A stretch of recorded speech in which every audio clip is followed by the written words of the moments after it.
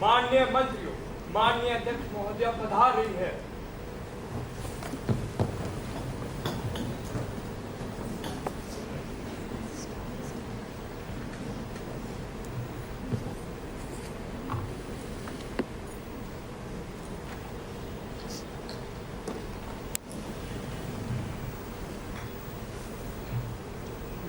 Honorable members, I cordially welcome you all to the monsoon session of the Youth Parliament. Hope this session would be a very fruitful one as we sit here together and deliberate on the important matters concerning the nation. Today's first business is the oath taking. Secretary General, please. Srimati Medha Shivakumar, who stands elected from the Thiruvalam constituency of Tamil Nadu, will now take the oath or affirmation.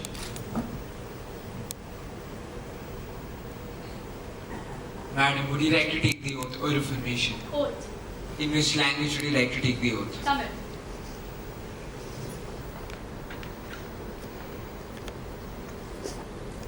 இளைஞர் பாராளுமன்றத்தின் கீழ் சபை உறுப்பினராக தேர்ந்தெடுக்கப்பட்டுள்ள மேதாவாகிய நான் இந்திய அரசியல் அமைப்பின் மீது உண்மையான நம்பிக்கையையும் விசுவாசத்தையும் கொண்டிருப்பேன் மற்றும் இந்திய அரசியல் அமைப்பின் சட்டத்தின் அடிப்படையில் இந்தியாவின் இறையாண்மையையும் ஒருமைப்பாட்டையும் நிலைநிறுத்த என்னுடைய கடமையை உண்மையாக நிறைவேற்றுவேன் என்று கடவுளின் பெயரால் சத்தியம் செய்கிறேன்.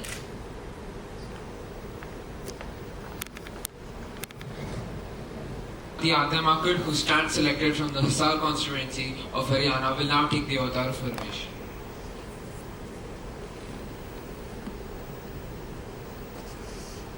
Madam, would you like to take the oath or affirmation? Oh. In which language would you like to take the oath? English.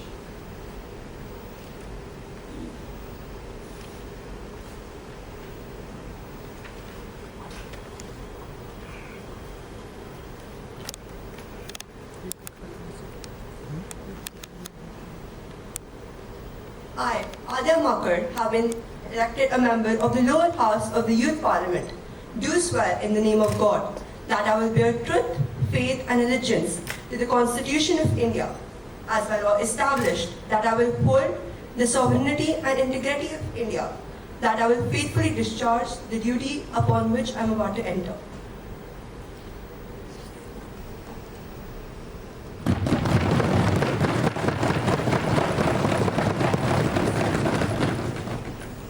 I would like to answer my worthy members about who do not have a basic clue about the policies that the government has made for the welfare of the farmers. My opponent, who has never been to a farm or ever interacted with a farmer, just sitting in an air-conditioned room trying to convince the world that he has done something for the welfare of the farmers. How would they understand what we are doing at our end? About the farmers' suicide rate. About the farmers' suicide rate, I would like to point out a report that was issued by NCRB under the title Accidental Deaths and Farmer Suicide, which clearly states that the major cause for farmer suicide is illness, family problems, and finally financial indebtedness or bankruptcy. The government is now insisting on a secondary source of income for the farmers. The government has launched the Vidyanidhi scholarship scheme for the welfare of the farmers' children. Along with that, the government is increasing the quota to up to 50%, I repeat, 50% at all universities of agricultural sciences. In this year's budget, there was a subsidy that was provided on fuel used by tractors. The government is using newer technologies for crop surveys to improve the living conditions of the farmers. The Param Pragati Krishi Vikas Yojana is being implemented to promote organic farming in the country. The Pradhan Mantri Fasal Bima Yojana is a government-sponsored crop insurance scheme which integrates multiple stakeholders on a single platform. So, in conclusion, I would like to say, the government is working towards protecting the welfare of the farmers and we will go an extra mile to protect them. Any supplementaries? No supplementaries. Now the question hour ends. Ma'am, a serious breach of privilege has been committed by the leading newspaper of Delhi while commenting on the Public Accounts Committee. They have attributed dishonest motives and now I request your permission to raise a question on that matter now. Shri Arush, have you given prior notice of it to me earlier? You may give a due notice along with the newspaper clipping and I shall consider it. You cannot spring a surprise on me like this. I have already given a notice of it at 10 a.m. on Monday. It will be examined when it comes to me. I shall consider it and I shall let you know my decision. Now, the papers to be laid. Minister for Steel and Mines, please. Ma'am, I beg to lay on the table a copy of the following notification, Hindi and English version, under subsection 1 of section 28 of the Mines and Minerals Regulation and Development Act. S0145E, published in the Gazette of India, dated 4th February 1988, authorizing the Geological Survey of India to carry out such detailed investigations for the purpose of obtaining such information as may be necessary in the areas specified in the table annexed to the notification. Honorable Minister for Agriculture. Ma'am, I beg to lay on the table a copy of the following papers under the subsection 619A of the Companies Act 1956. Review by the government on the working of the State Farm Corporation of the India Limited, New Delhi, of the year 1956 to 87. Secretary General, to report the message from the upper chamber of the Youth Parliament. I have to report the following message received from the Secretary of the Upper Chambers of the Youth Parliament. In accordance with provision of rules of procedure and conduct of business in the Upper Chambers of the Youth Parliament, I am hereby directed to enclose a copy of the Prevention of Crimes in the Name of Honour and Tradition Bill 2010, as passed by the Upper Chambers of the Youth Parliament at its sittings 5th April 2015. Secretary, to now lay on the table a copy of the bill as passed by the upper chamber of the Youth Parliament. Madam, I lay on the table the Prevention of Crimes in the Name of Honour and Tradition Bill 2010. Honorable members, I have an announcement to make. On my behalf and on the behalf of all the members of the Youth Parliament, I have great pleasure in introducing you to Her Excellency Ms. Barbara Das, who is the Speaker of the German Parliament, and the honorable members of the Hindu delegation who are on a visit to India as our honored guests. The other honorable members of the delegation are Mr. Stefan Myler, the Deputy Speaker, Mr. Klaus Wagner, also the Deputy Speaker. The delegation arrived on Sunday 21st August 2022. They are now seated in the special box. We wish them a very happy and fruitful stay in our country. We also convey our warm greetings and very best wishes to them, to the German Chancellor, the German Parliament, the German President, and the friendly people of Germany. स्वच्छ भारत अभियान की योजना। Madam, आपको बीच में बोलने की अनुमति नहीं है, कृपया बैठ जाइए। महोदया, मुझे बोलने का अवसर दिया जाए। यह योजना जो सरकार ने 3 साल पहले बनाई थी, इसकी हकीकत क्या है? कोई जानता है? जनता को गुमराह किया जा रहा है।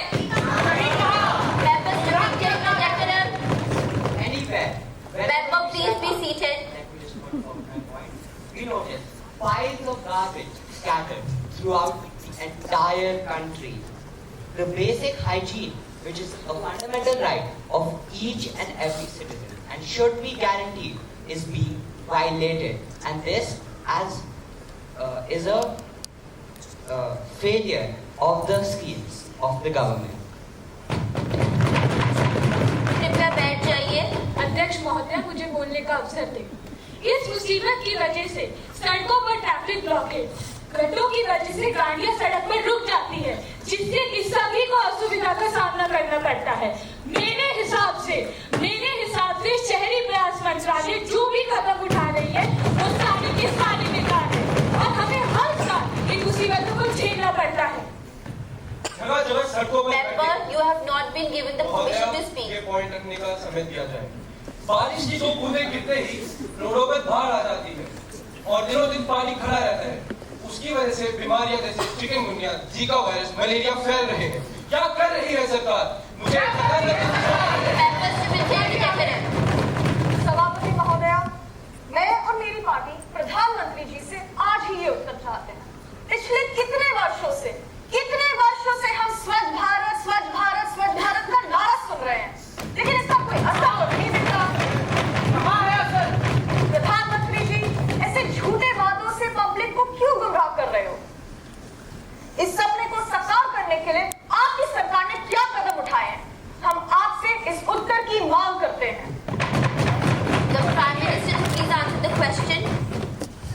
सभापति जी, 2014 में हमने स्वच्छ भारत अभियान को प्रस्तावित किया। हमारा उद्देश्य भारत को क्लीन इंडिया का नारा देने का था। 2 अक्टूबर 2019 को बापू के 150वें दिवस में हमने उनका स्वच्छ भारत का सपना पूर्ण करने का दृढ़ निश्चय लिया था। मैं यहाँ मौजूद सभी सदस्यों से पूछना चाहूंगी कि क्या इस गंदगी को इस देश से मुक्त करना, क्या ये सिर्फ सफाई कर्मचारियों का काम है? नहीं। क्या 125 करोड़ देशवासियों का इसमें कोई दायित्व नहीं है? क्या आपका कोई फर्ज नहीं बनता इसमें? ये हमारा मौलिक कर्तव्य है कि हम भारत को स्वच्छ रखें, सशक्त बनाएं और बापू के इस सपने को पूरा करें। हमारा यह भी कर्तव्य बनता है कि भारत के संतान होने के नाते ना हम स्वयं गंदगी करेंगे ना किसी और को करने देंगे। एक कदम स्वच्छता की ओर। इसी नारे से प्रेरित राजस्थान, उत्तर प्रदेश और बिहार जैसे राज्यों में ओपन डेफिकेशन या खुले में शौच अधिक रूप से घट चुका है, क्योंकि यहाँ अब टॉयलेट्स अत्यधिक प्रचलित है, इनकी उपलब्धि बढ़ चुकी है। और तो और आने वाले समय में हम हर एक विद्यालय में सफाई का नारा छात्रों तक पहुंचाएंगे, ताकि वो स्वयं अपनी कक्षाओं को, अपने प्लेग्राउंड्स को साफ रखें, उनकी सफाई करें। एक स्वच्छ और खुश नागरिक स्वस्थ और विकसित देश के निर्माण में भाग लेता है और देश को संपन्न बनाता है। अतः मेरा आप सभी से निवेदन है कि आप इस अभियान को राष्ट्रभक्ति से जोड़ें, गरीबों के स्वास्थ्य से जोड़ें, ना कि राजनीतिक रणनीति को इसमें संगठित करें। वरना हम फिर एक बार भारत माता की कुसेवा करेंगे। धन्यवाद। Thank you, Honorable Prime Minister. Now let us take up the calling attention motion. Srimati Adya and Srimati Shivangi to call the attention of the Finance Minister. Honorable Speaker and my fellow members, with pride and honor, the members of my party and I represent the powerless, the voiceless, and those who actually wish to be heard in front of these leaders who claim to do favorable things for the impoverished. Just recently, the International Monetary Fund has slashed India's growth outlook for the fiscal year of 2023 from 8.2% to 7.4%.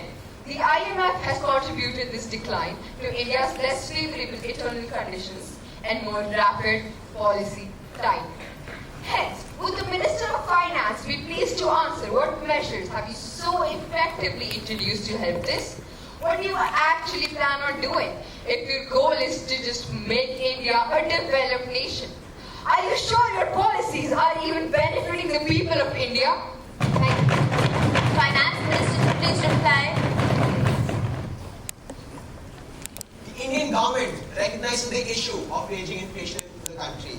In keeping in mind the inflation rates, the government is confident it will be brought under control under the steps taken in recent times and actions it will continue to take in the future.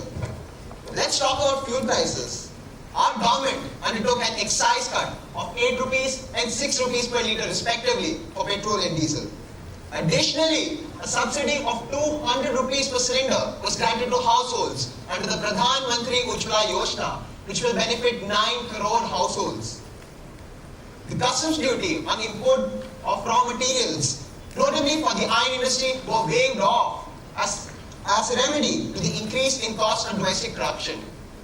The cost of intermediate goods has been cut up to 50% for this cause. These steps highlights how our government has been focusing on reducing the impact of inflation on industries by cutting duties on intermediate goods where import dependence is high. So, Honourable Member, do you still think we have not done enough? Yes, this is simply not enough. The pandemic has had a harsh impact on the economic and general growth of our nation. In fact, India has clocked a negative growth of 7.4% for the period of 2020 and 2021, recording its worst performance in the past 4 decades. Those measures of yours are simply too insufficient to help sustain our country's growth or even help it progress.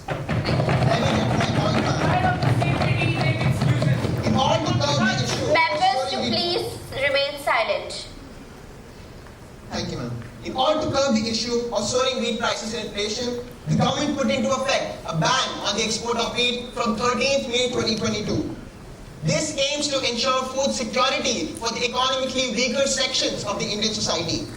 This ban enables the Food Corporation of India to maintain ample stocks of buffer stock.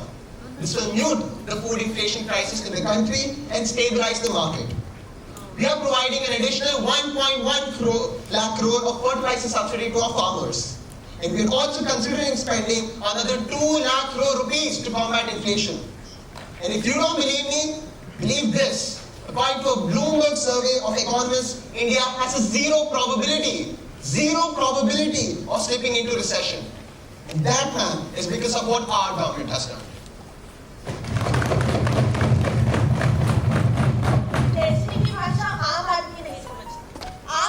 केवल वो भाषा समझता है कि उसकी जेब से क्या निकल रहा है और उसके बदले में उसको क्या मिल रहा है। पिछले 14 महीने से डबल डिजिट महंगाई दर है इस देश में। पिछले 30 साल में सबसे ज्यादा अप्रैल 2022 में है 8% और जुलाई में थोड़ा सा कम हुआ है और कंज्यूमर फूड प्राइस इंडेक्स जो है वो बिल्कुल आसमान छू रहा है। आपको पता है जीएसटी क्या होता है? मैं बता, जीएसटी का मतलब होता है घरों सारा tax.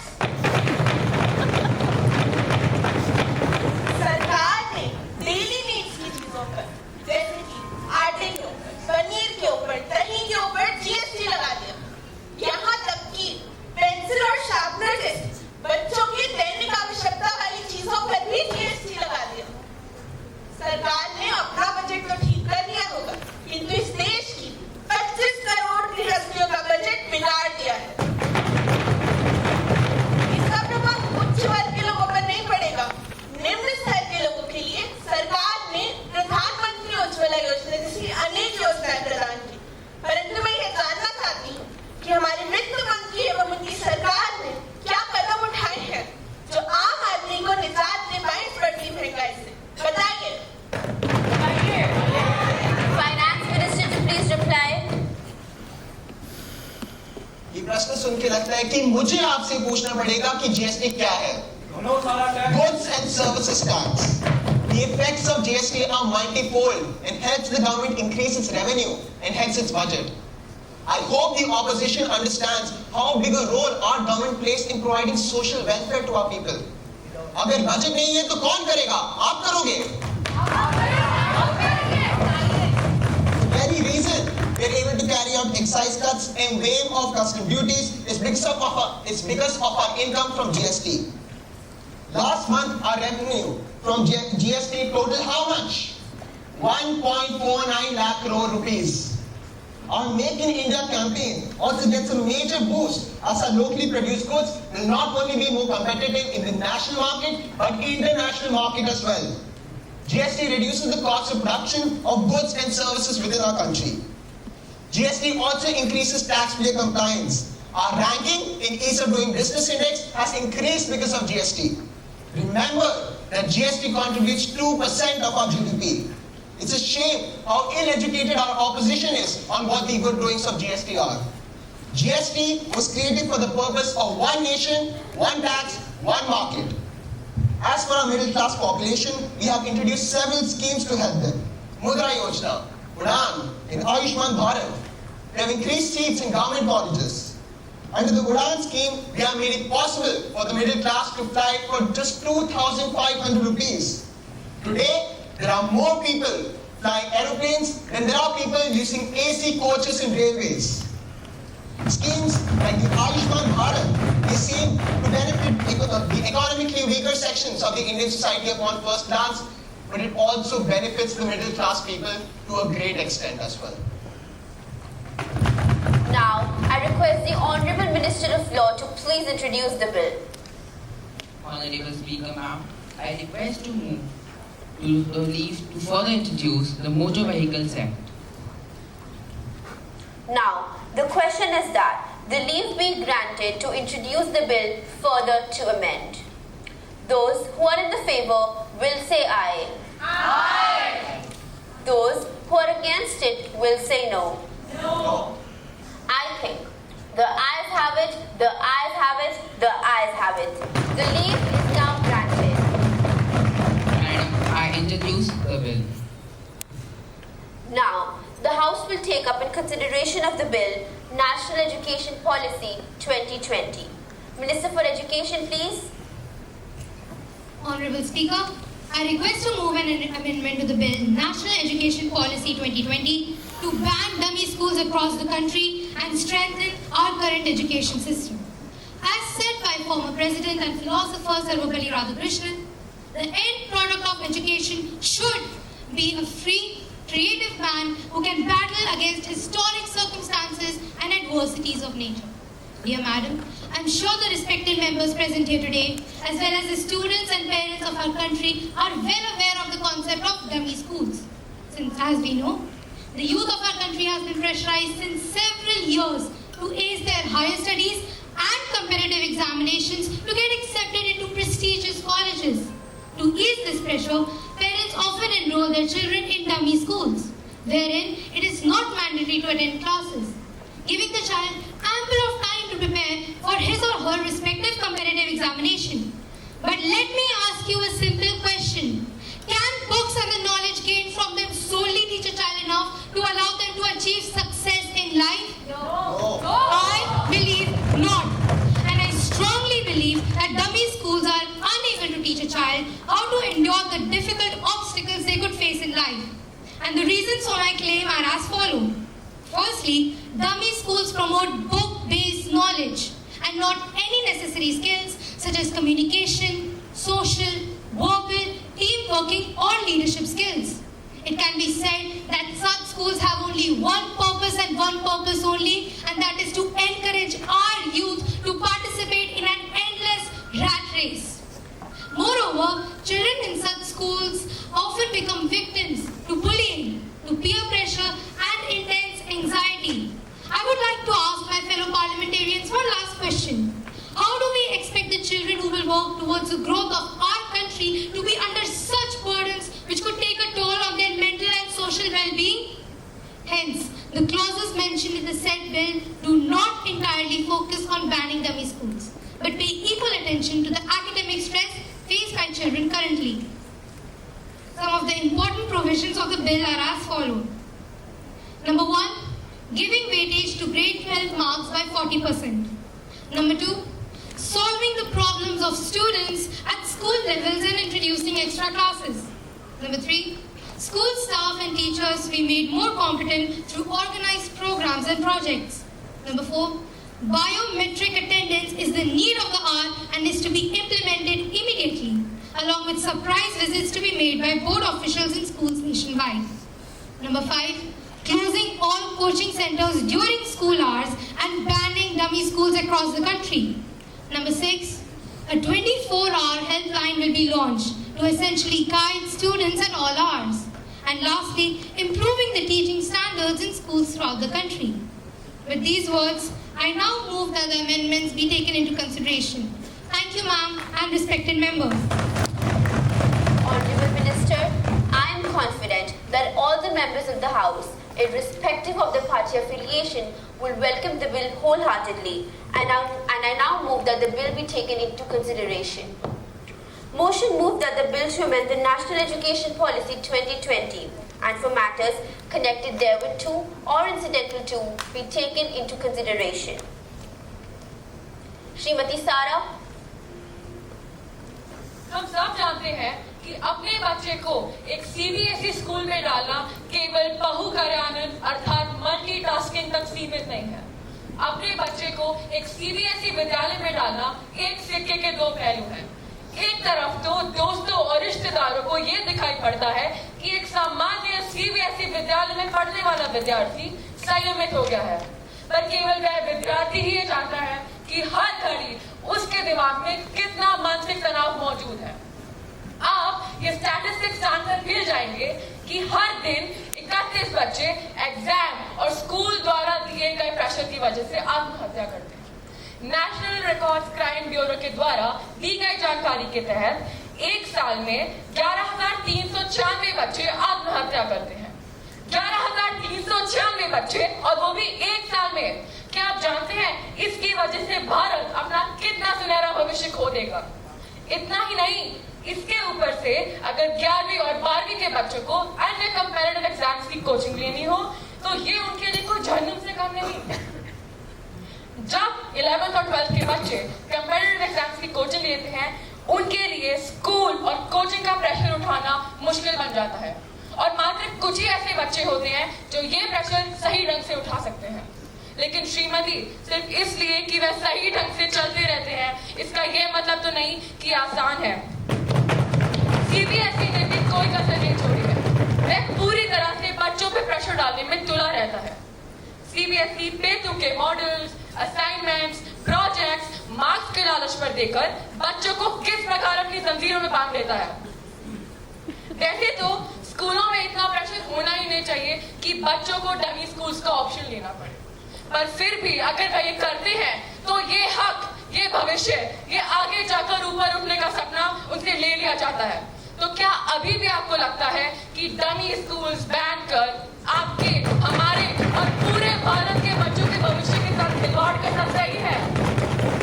Shrimati Aarohi. Respected members, dummy schools are entailed to reduce the school workload on students who are aspiring to appear for competitive exams, thus allowing them more time to focus on their entrance exam preparation. Structured and professional coaching always acts as an advantage for an aspirant, and a lack of emphasis laid on these competitive exams by the schools, which are essentially more CBSE-centric, pulls the students away from them. These students who rather see regular schools as a disadvantage due to the increment in workload it poses favor dummy schooling. So my fellow colleagues, until and unless the system is to be revamped in sync to each student's needs, dummy schools should not be opposed. Shrimati Ismail. Honorable Speaker, Madam, I have gone through the clauses mentioned by the Minister of Education and I strongly agree to it. I rise to support this amendment. The recent scenario shows the degradation in a child's mental well-being after joining such dummy schools, which my fellow parliamentarians are not able to understand.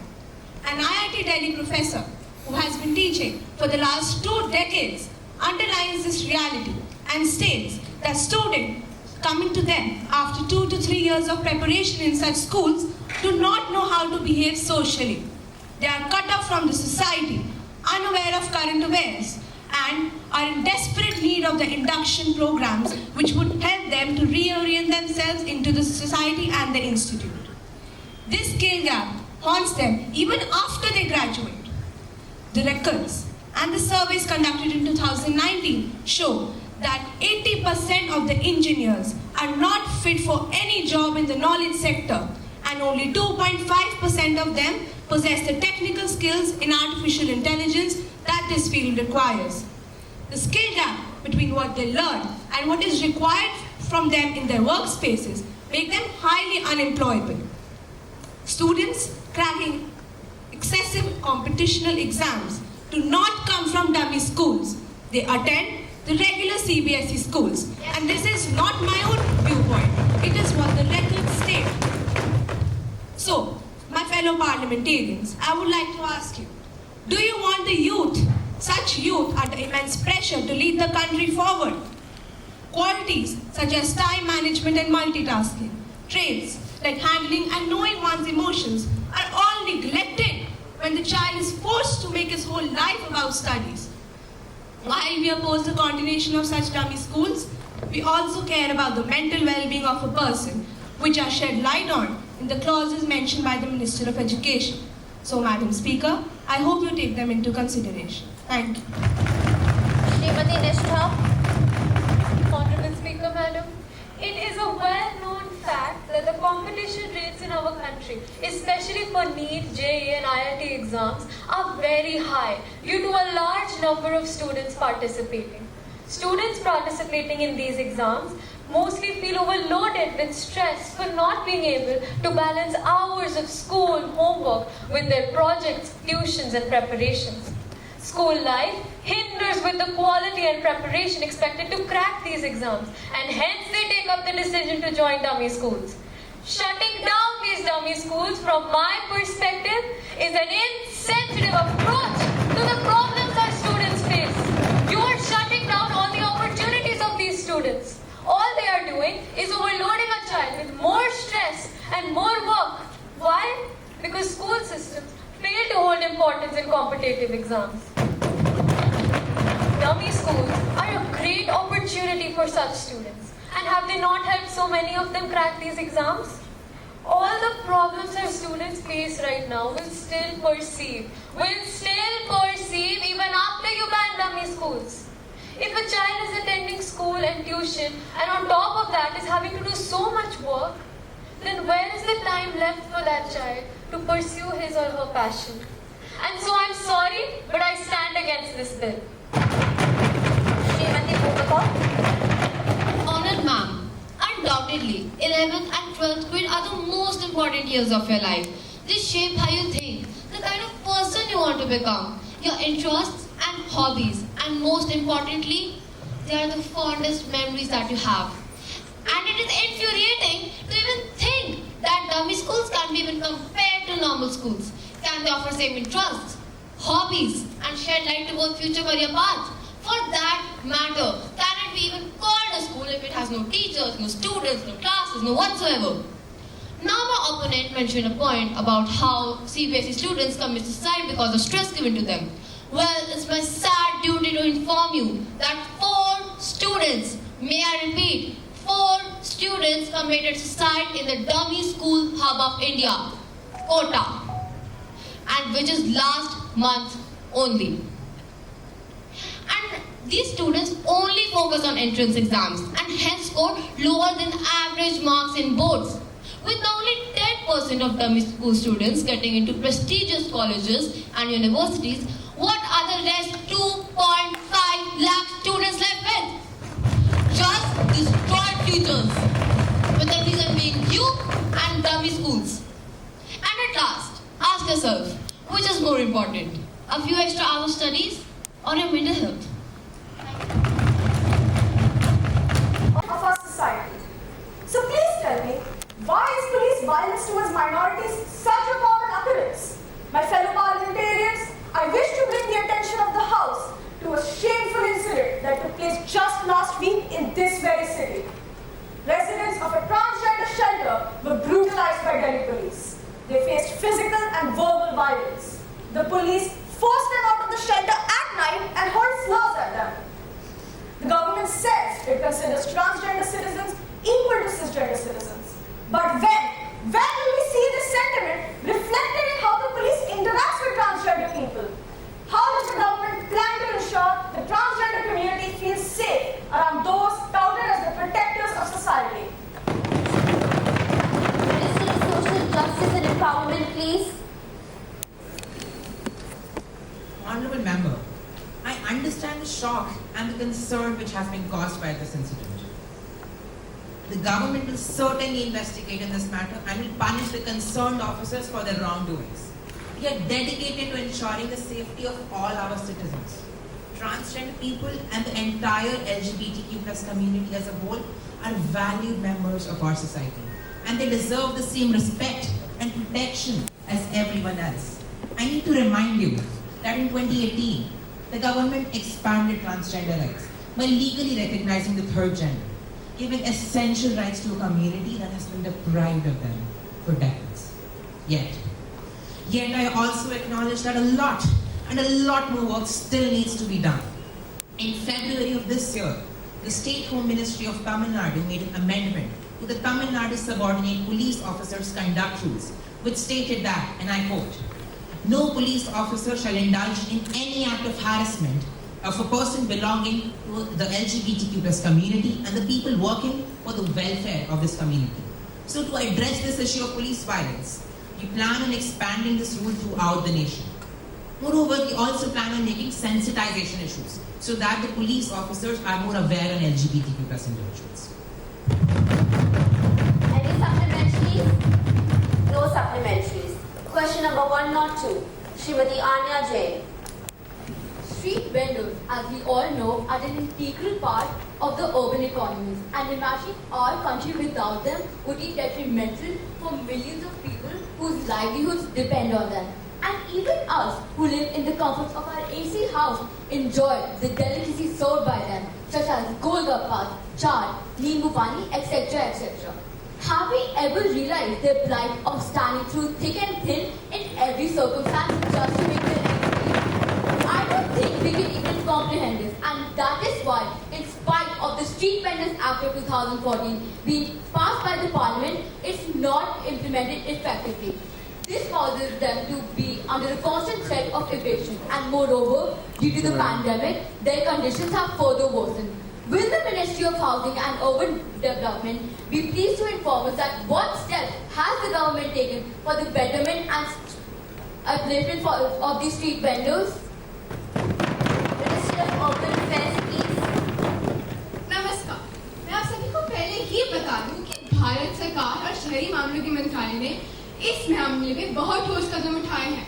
Bharat में करीबन 10 करोड़ सड़क विक्रेता हैं और इस महामारी ने सबका काम धंधा ठप कर दिया, वो बेरोजगार हो गए। परंतु जैसा कि मैंने पहले कहा, भारत सरकार और शहरी मामलों के मंत्रालय ने इसे अनदेखा नहीं किया है। हमारी पीएम स्वानिधि योजना द्वारा अपशिष्ट प्रबंधन, स्वच्छ स्थिति, स्वच्छता और व्यवस्थित पैदल यात्री फुटपाथ जैसे कई सुविधाओं को शामिल कर स्ट्रीट वेंडिंग जोन तक पहुंचाने की पूरी कोशिश करी है। इसके उद्देश्य से हम 7% ब्याज सब्सिडी के साथ 10,000 रुपए तक की कार्यशील पूंजी को शामिल कर 50 से 100 रुपए तक की कैशबैक राशि से डिजिटल लेने को भी प्रोत्साहित कर रहे हैं। हाँ भाई हाँ। हम लोगों ने इतना कुछ किया है और आप हमें झूठा इल्जाम लगा रहे हैं कि हमने कुछ नहीं किया। आखिरकार ये मानवता का क्या भाग है? सरकार अब सड़क विक्रेता पर लगाने वाले सभी कानून को संशोधित कर, जैसे कि उनके पास यातायात लोगों को बाधित किए बिना जगह प्रदान करने की पूरी कोशिश में है। हमारी यह योजना अब तेज गति से बढ़ रही है।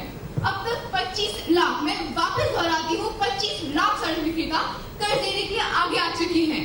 और मैं शहरी मामलों की मंत्री आप सभी को विश्वास के साथ कह सकती हूँ कि मैं सड़क विक्रेता की जिंदगी में और सुधार जरूर लाऊंगी और शहरी मामलों के मंत्रालय की जय जयकार सबके कानों में तेजी से सुनाई देगी। वर्ष के नीचे की है, जो भारत के लिए एक बहुत बड़ा संसाधन है। कहा गए वो वादे जो सरकार ने 2014 में किए थे, किसको मिली वो Members, please maintain silence. Now I request the respective minister to answer the question. Speaker Madam, I would like to remind our worthy opposition about the steps that our government has taken in this direction. It has definitely not been ignorant to the people's needs and to the youth of our nation, who is the foundation of New India.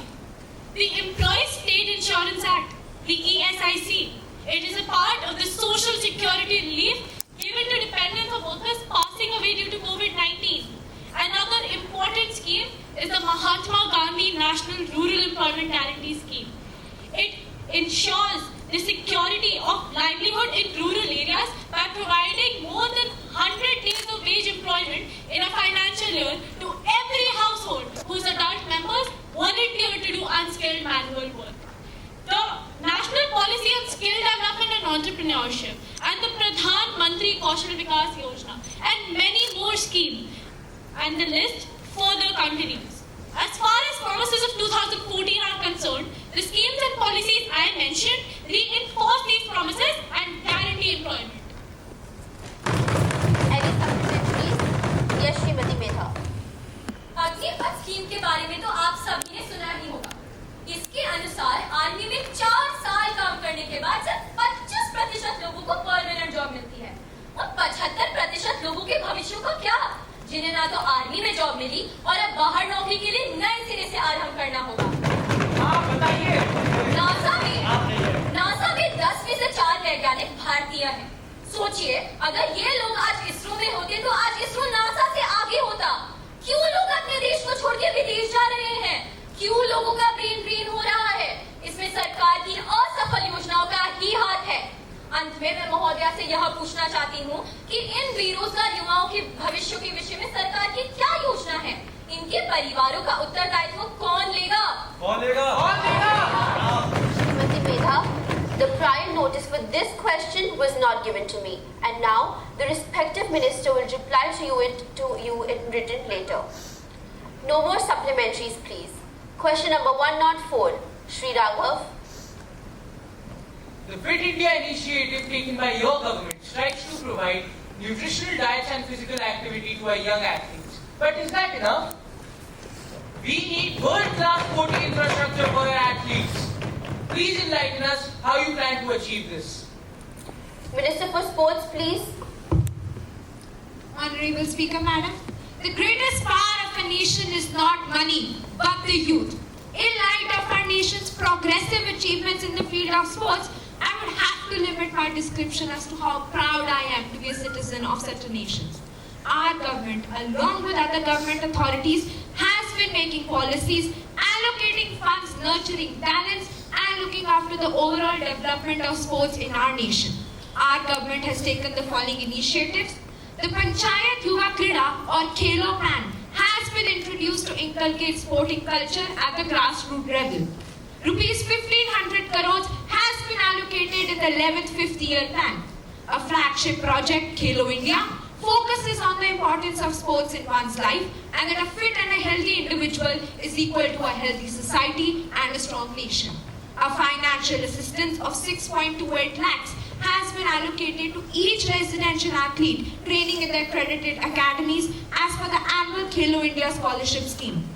Lehat Open Stadium is an extensive sports project that will focus on winter sports in Leh and offer the people to engage and learn in such sports. Along with these initiatives, our government has undertaken several other actions and looked after the infrastructure development that in the future will be at par with global offerings. Any supplementaries? No supplementaries. The next question, Shri Raghav. Shri Manan. माननीय महोदय, किसानों की आय और सामाजिक सुरक्षा के लिए एक बहुआयामी दृष्टिकोण के बावजूद केंद्र सरकार के अनुसार 2013 से हर साल कृषि क्षेत्र में 12,000 से अधिक आत्महत्याएं दर्ज की गई हैं। और इसके पीछे कारण क्या है? इसके पीछे दो कारण हैं। मैं दोहराता हूँ, दो कारण। पहला है एमएसपी में वृद्धि। एमएसपी के कारण फसल ना बिकने पर किसानों ने कई बार शिकायतें दर्ज की गई हैं, लेकिन क्या हुआ? कोई कार्रवाई नहीं, कोई तहकीकात नहीं, जिसके परिणाम आत्महत्या कर रहे हैं। सर, ये क्वेश्चन आ है, आप सीधा प्रश्न पर आ जाइए। महोदय, मैं प्रश्न पर आ रहा हूँ। इसका दूसरा कारण है कृषि आत्म में बढ़ती हुई कीमतें।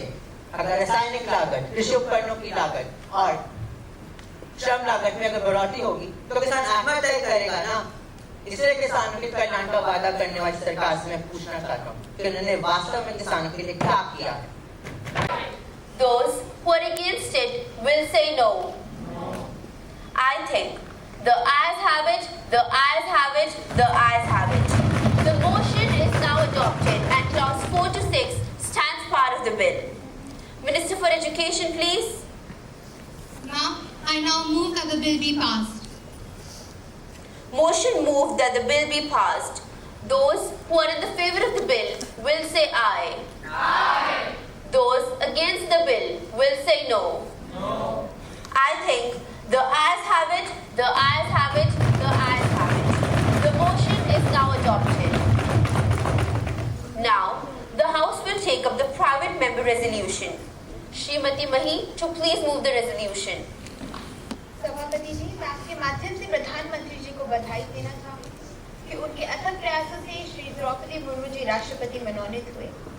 सभापति जी, मैं आपके माध्यम से प्रधानमंत्री जी से पूछना चाहूंगी कि क्या किसी दलित आदिवासी पृष्ठभूमि की महिला को राष्ट्रपति बना देने मात्र से महिला सशक्तिकरण हो जाएगा? उस महिला आरक्षण बिल का क्या जो 9 मार्च 2010 से संसद में पास होने के लिए प्रतीक्षारत है? इसी गरिमामयी संसद ने 1993 में 73वां और 74वां संशोधन करके महिलाओं को पंचायतों और नगर पालिकाओं में 1/3 आरक्षण दिया। तो क्या हम ये जान सकते हैं कि राज्यों की विधानसभाओं में और लोकसभा में महिलाओं को 1/3 आरक्षण से वंचित क्यों रखा गया? जबकि भक्ति शर्मा, छवि राजावत, मोना गौरव, माधुरी देवी और अन्य कई महिला सरपंचों और नगर पालिका अध्यक्षों के रूप में महिलाओं ने न केवल उत्कृष्ट प्रदर्शन किया, बल्कि अपने अपने गांव को तरक्की के मार्ग पर अग्रसर किया।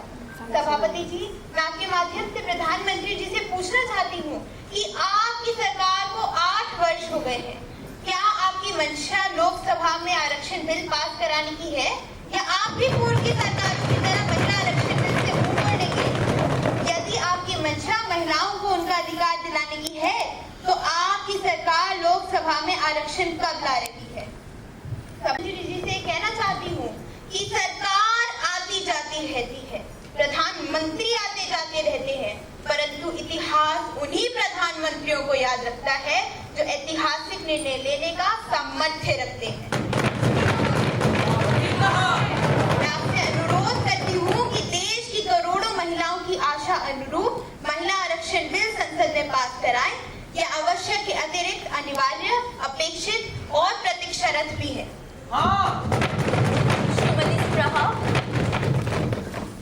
आदरणीय सभापति महोदया, विपक्ष के इन आरोपों का जवाब मैं चंद पंक्तियों के साथ देना चाहूंगी।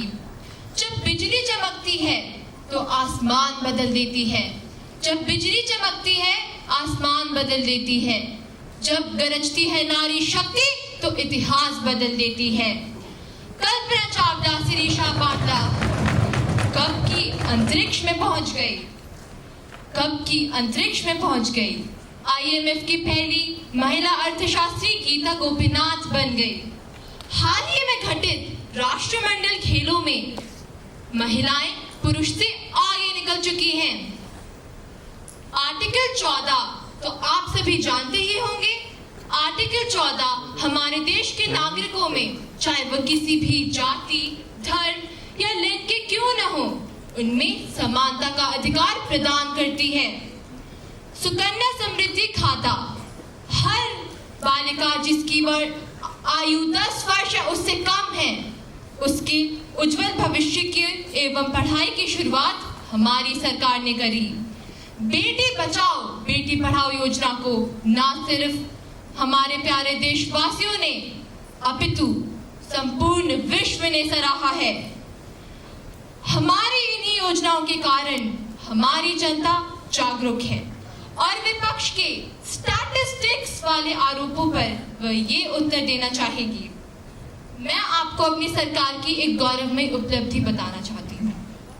वर्ष 2011 तक जब आपकी सरकार हुआ करती थी, तब चाइल्ड जेंडर रेशियो, लिंग अनुपात 943 फीमेल चाइल्ड पर 1000 मेल चाइल्ड था और आज 2022 में काया पलट हो चुका है।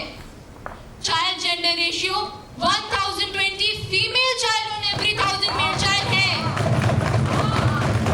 मैं और मेरी सरकार विपक्ष की इस रूढ़िवादी सोच की कड़ी से कड़ी निंदा करते हैं, क्योंकि जब स्वयं भारत माता ने हम में भेदभाव नहीं किया तो आप होते कौन हैं? मेरी सलाह मानिए और आइए साथ मिलके देश के सुनहरे। मैं आपको सूचित करना चाहूँ, मेंबर्स प्लीज बी सीटेड। सभापति जी, मुझे बोलने का अवसर दिया जाए कि आज भी देश के गांवों की महिलाएं पुरुष सरपंचों एवं स्थानीय नेताओं के सम्मुख अपनी बात रखने में संकोच करती हैं, जबकि महिलाएं महिलाओं के सम्मुख अपनी बात आसानी से रख पाती हैं। पक्ष यह भी है कि अपने ही बीच से अग्रसर महिला को देखकर अन्य महिलाएं भी प्रोत्साहित होती हैं और उनके मन में भी आगे बढ़ने की उमंग जागृत होती है। इस पर आपका क्या कहना है? वह संकोच करती थी पर अब नहीं करती हैं। बेटी बचाओ बेटी पढ़ाओ से आज मैं गर्व से कह सकती हूँ, ग्रामीण क्षेत्र में रहने वाली मेरी 5 लाख से ज्यादा बहनें शिक्षा प्राप्त कर रही हैं और शिक्षा प्राप्त करने से उनमें आगे बढ़ने की उमंग होती है और उनमें पीछे होने की चेष्टा नहीं रहती है। क्या आपके पास इसका कोई उत्तर है? अपनी सोच को हटाइए। India have been preaching about equality since time immemorial. Why base and deliberate on women equality in the garb of empowerment? We know Sarojini Naidu, yes? Rajkumari Amrit Kaur, Vijay Lakshmi Pandit, Amrita Pritam, and many more pre-independent Indian women who are flag bearers of self-empowerment and did not need to carry an equality flag to be great leaders. From pre-independent to independent India of for over 75 years, we have progressed in all spheres and attained further merits. Why do we need reservations for women then? It not only rests on the premise of women being unequal, but also undermines the democratic principle of elections. The idea of reservations is to help the downtrodden, the needy, one who cannot stand up for his own rights. Do we want to move back to a prehistoric age by imposing such reservations which led to revolutions? Are we ready to take public resentment in case of a woman candidate being selected in a constituency as opposed to her male counterpart holding merit? As a woman myself, I hold merit in good stead. Hence, the idea of reservations for women in the parliament, or any such sphere for that matter, should be highly disregarded and thoroughly criticized. I hope I was able to stand here with conviction to deliver an important message to all of you present here. Thank you. Has the Honourable Member, Srimati Mahi, agreed to leave of the House to withdraw her resolution? Sorry, ma'am, I'm not satisfied with their arguments. I would like this discussion to be continued tomorrow as well. The resolution by leave of the House by Srimati Mahi is to be continued tomorrow. Now, the House is adjourned to meet tomorrow again at 11 a.m.